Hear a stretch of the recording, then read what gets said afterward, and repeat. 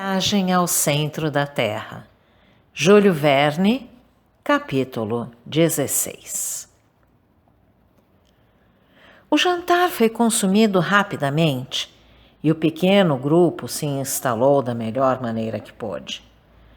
A cama era dura, o abrigo pouco sólido e a situação bastante desconfortável a 5.000 pés acima do nível do mar. No entanto, dormi particularmente bem. Foi uma das melhores noites que já tive em muito tempo e sequer sonhei. Na manhã seguinte, acordamos meio congelados pelo vento forte, mas à luz de um sol esplêndido. Levantei-me da minha cama de granito e saí para apreciar o magnífico espetáculo que se estendia diante dos meus olhos. Eu estava no cume do mais meridional dos picos do Snaffles. De lá, minha visão alcançava a maior parte da ilha. Por uma lei ótica comum a todas as grandes alturas, as margens pareciam elevadas, enquanto as partes centrais davam a impressão de estarem afundadas. Parecia que um daqueles mapas em relevo de Helbersner estava aberto sob meus pés. Pude ver vales profundos se cruzando em todas as direções, precipícios fundos, parecendo poços, lagos reduzidos a lagoas e rios transformados em riachos. À minha direita, inúmeras geleiras e vários picos se sucediam, alguns dos quais tomados de nuvens de vapores. As ondulações daquelas montanhas sem fim, cujas camadas de neve pareciam espumosas, lembravam-me a superfície de um mar revolto. Quando me virei para o oeste, vi o oceano em sua majestosa extensão, como uma continuação daqueles cumes semelhantes a nuvens. Meus olhos mal podiam dizer onde terminava a terra e onde começavam as ondas. Mergulhei no famoso êxtase que os altos cumes nos provocam, e desta vez sem vertigens, pois finalmente estava me acostumando a essas sublimes contemplações. Meus olhos deslumbrados eram banhados pela inundação brilhante dos raios solares. Esqueci quem eu era e onde estava para viver a vida dos elfos e sílfides, seres imaginários da mitologia escandinava. Senti-me inebriado pelo prazer das alturas, sem pensar nos abismos, nos quais o destino logo me mergulharia. Fui trazido de volta à realidade pela chegada de Hans e do professor, que se juntaram a mim no cume. Meu tio, virando-se para o oeste, indicou-me um vapor vago, uma névoa, algo parecido com terra que dominava a linha do horizonte. Groenlândia, disse ele. Groenlândia? Perguntei. Sim, estamos a apenas 35 léguas dela. Durante o degelo, os ursos polares chegam à Islândia carregados por icebergs. Mas isso não importa. Estamos no topo do Snaffles e há 2 picos, um ao norte, outro ao sul. Hans nos dirá o nome que os islandeses dão ao que nos encontramos agora. Feita a pergunta, Hans respondeu: Skartaris. Meu tio lançou um olhar triunfante para mim. A cratera! Ele exclamou. A cratera do Snaffles parecia um cone invertido cuja abertura devia ter meia légua de diâmetro. Estimei sua profundidade em cerca de 2.000 pés. Pude imaginar o aspecto desse depósito quando preenchido por tempestades elétricas e chamas. O fundo do funil tinha cerca de 500 pés de diâmetro, de modo que suas inclinações, bastante suaves, facilitavam o acesso à parte inferior. Involuntariamente, comparei a cratera a um enorme bacamarte e a comparação me aterrorizou. Entrar em um bacamarte, possivelmente carregado, que pode disparar ao menor impacto, é uma loucura, pensei. Mas não havia saída. Hans retomou a liderança com um ar de indiferença. Eu o segui, sem dizer uma palavra. Para facilitar a descida, Hans percorreu com cuidado o cone em um trajeto em espiral.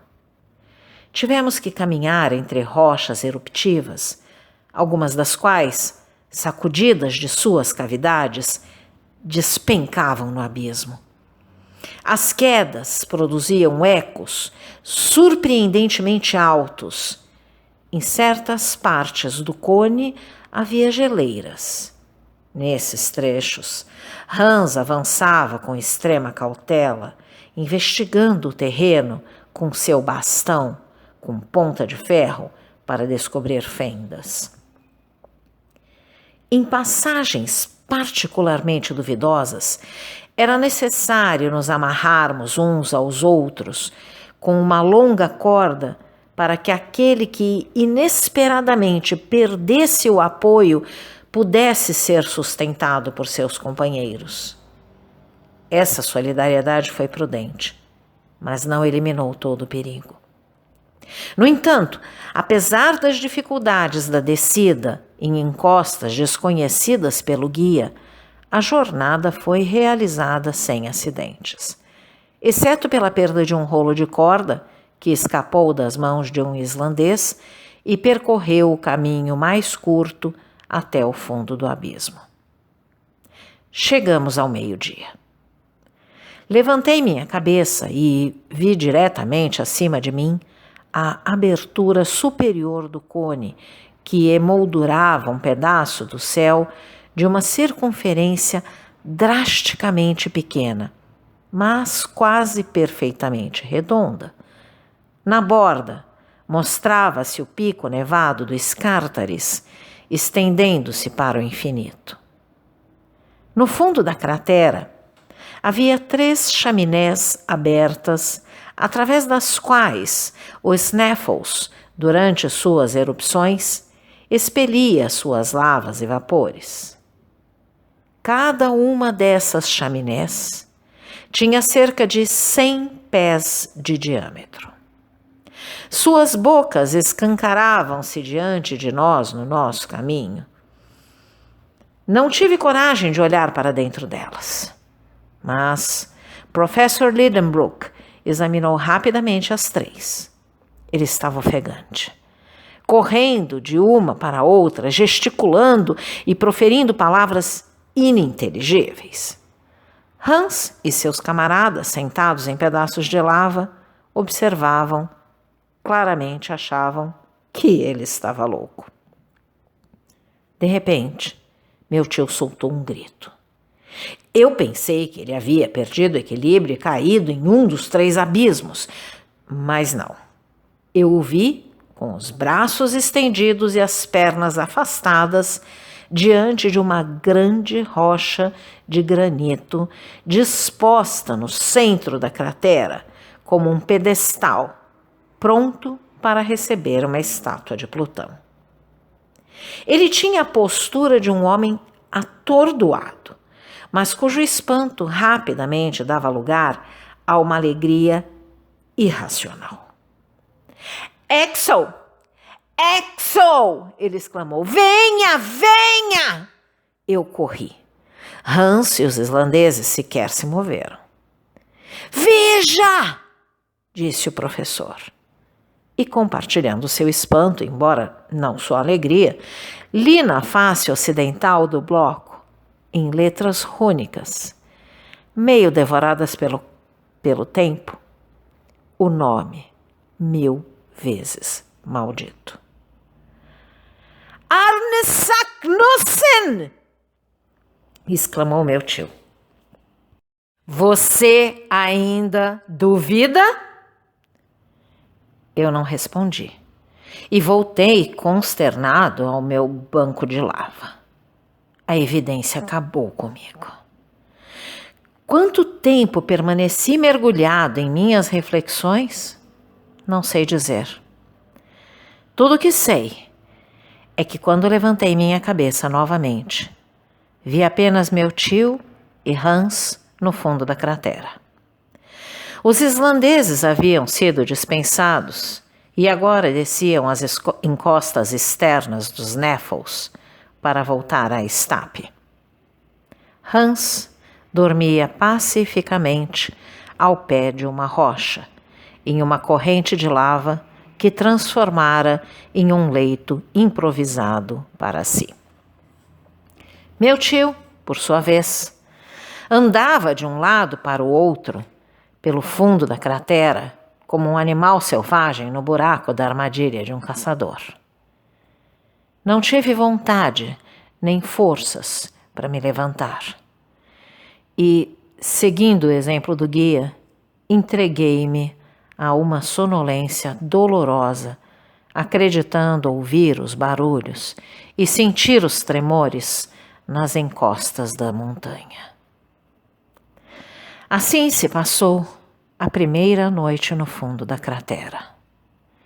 Na manhã seguinte, um céu cinzento, pesado, nublado, pairava sobre o topo do cone. Percebi a mudança, não tanto pela escuridão no abismo, mas pela raiva que tomara conta do meu tio. Eu entendi o motivo, e um pouco de esperança voltou a reinar no meu coração. Eis aqui o porquê. Das 3 rotas abertas sob os nossos pés, apenas uma fora percorrida por Saknussemm. Segundo o cientista islandês, era preciso identificá-la por uma peculiaridade indicada no criptograma, a de que a sombra do Scartaris tocaria suas beiradas durante os últimos dias do mês de junho.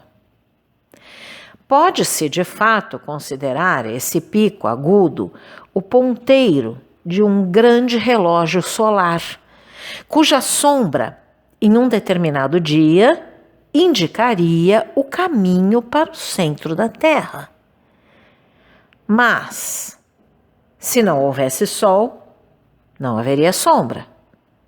Consequentemente, não haveria indicador. Era 25 de junho. Se o céu permanecesse nublado por 6 dias, teríamos que adiar a observação para outro ano. Recuso-me a descrever a raiva impotente do professor Lidenbrock. O dia passou e nenhuma sombra se estendeu no fundo da cratera. Hans não saíra do lugar.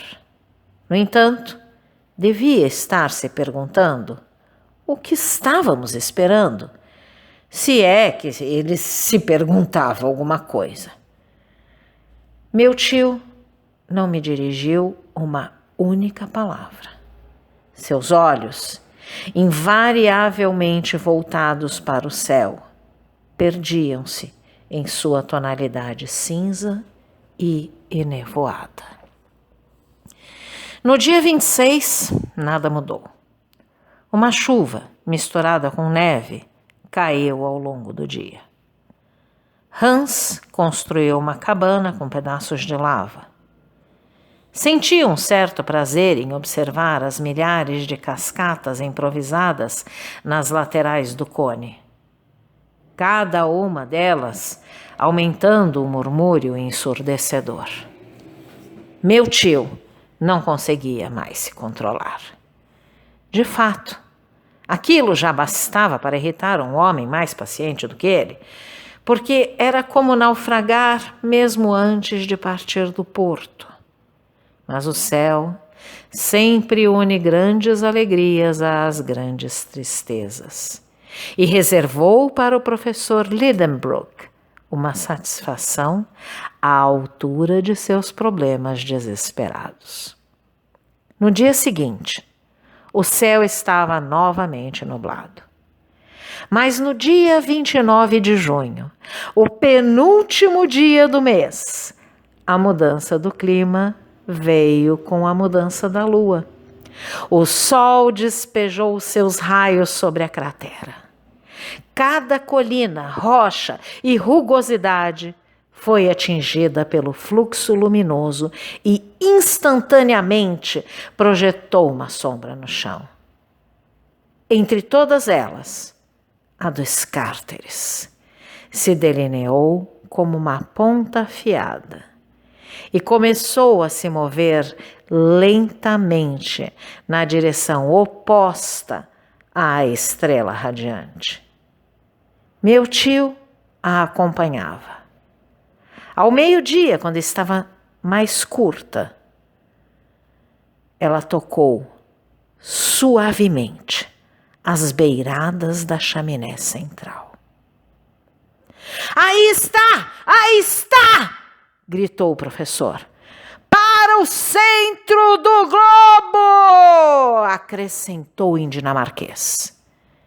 Eu olhei para Hans. Forward! Disse ele tranquilamente.